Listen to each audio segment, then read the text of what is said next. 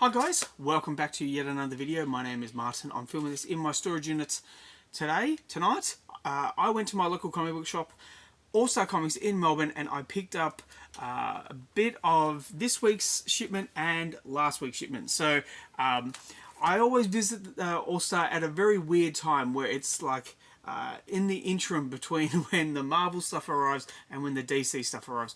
And they've been waiting for some DC stuff for a while. It's meant to be arriving tomorrow, so it's Wednesday today, and I won't be back in store until next week. So unfortunately, I won't be able to get anything from DC until then. But for now, I'm going to show off what I bought, and I'm going to give a bit of a running commentary.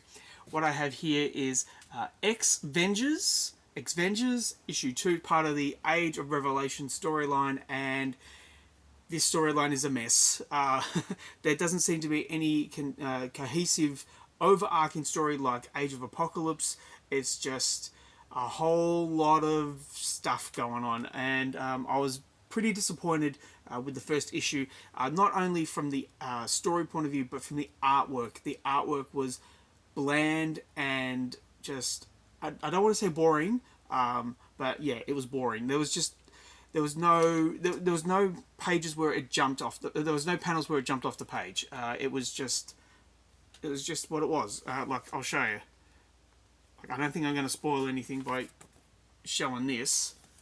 It's just like, yeah, okay. There's no excitement with this series, so I'm a little bit disappointed. But there's only one more issue to go, and yeah, there we go. Next up is Venom Black, White and Blood issue 4. I think this is the final issue. Yes, I think it is.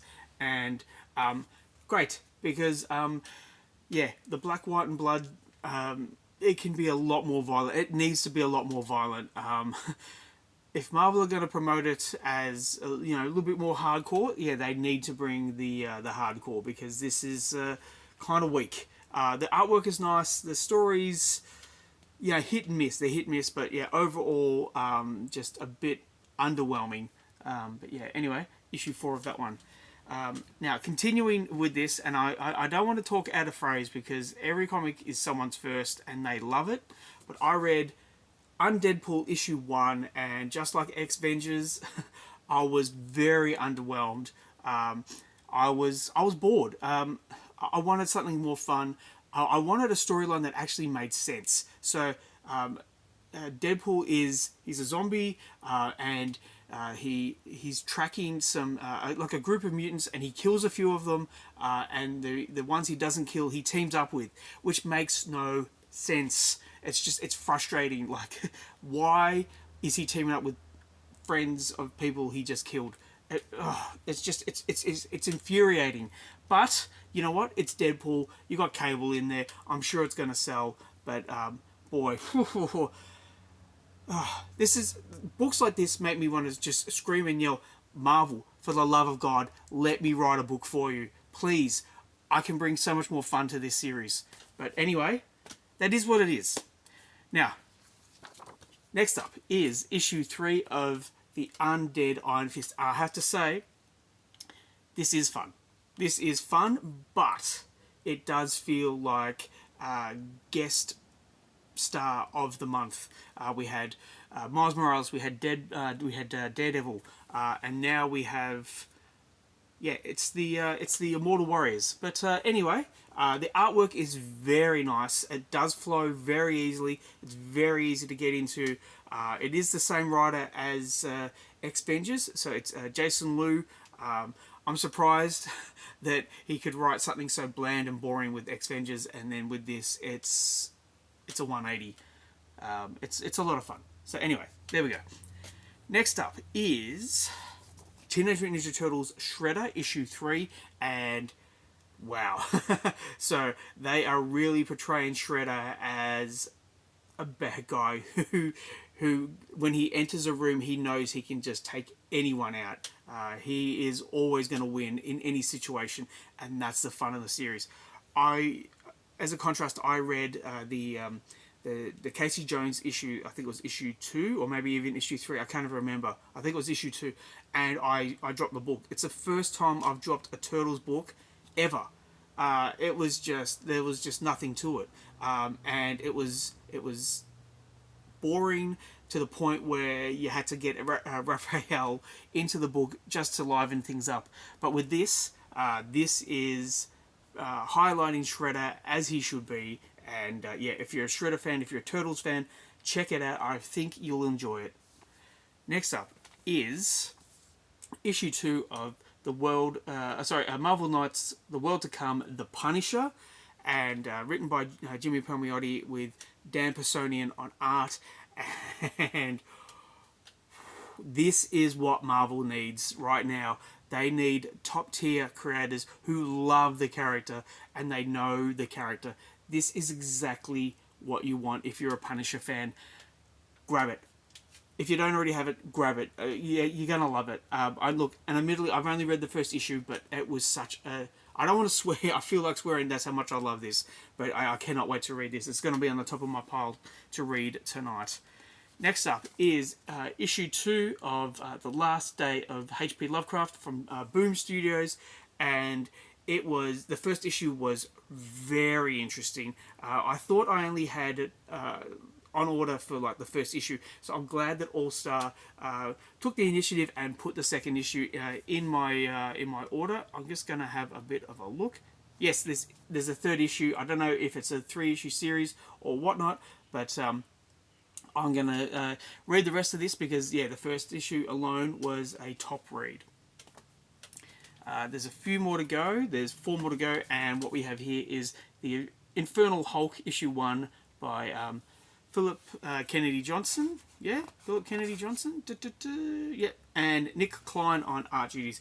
And I was reading The Incredible Hulk by these guys, and I dropped it, put it back on. I was shelf buying. I was buying the books off the shelf, and I missed issue 23. I now have it in my collection. I'm glad I do. I'm glad I have the whole run because this has been fun for the most part. Yeah, there was a little dip in, I wouldn't say quality, but there was a little bit dip around issue 23 or so. But yeah, issue 30 of the Incredible Hulk really brought it back, and I'm very interested to see where they go with Infernal Hulk. Looks a bit weird, but that's where they're going. They're steering into the weird. Next up is Devil on My Shoulder, issue 1 by Dark Horse. This is written by Kyle Starks, and every time I see Kyle Starks' name on a book, I pick it up. He did the six sidekicks of Trigger Keaton, and he's done a few things for Marvel, but this looks weird. Again, I'm steering into the weird, and I think I'm all the better for it. It looks horrific. It looks weird. I'm looking at the artwork now. Yeah, this looks fun. This might go as the second read for tonight. There we go. Devil on My Shoulder, issue 1. Next up, and second last, it's issue 1 of Daredevil and Punisher, The Devil's Trigger. Again by Jimmy Palmiotti, and I think it's Simone Bianchi. Let's have a look. No, Tommaso Bianchi.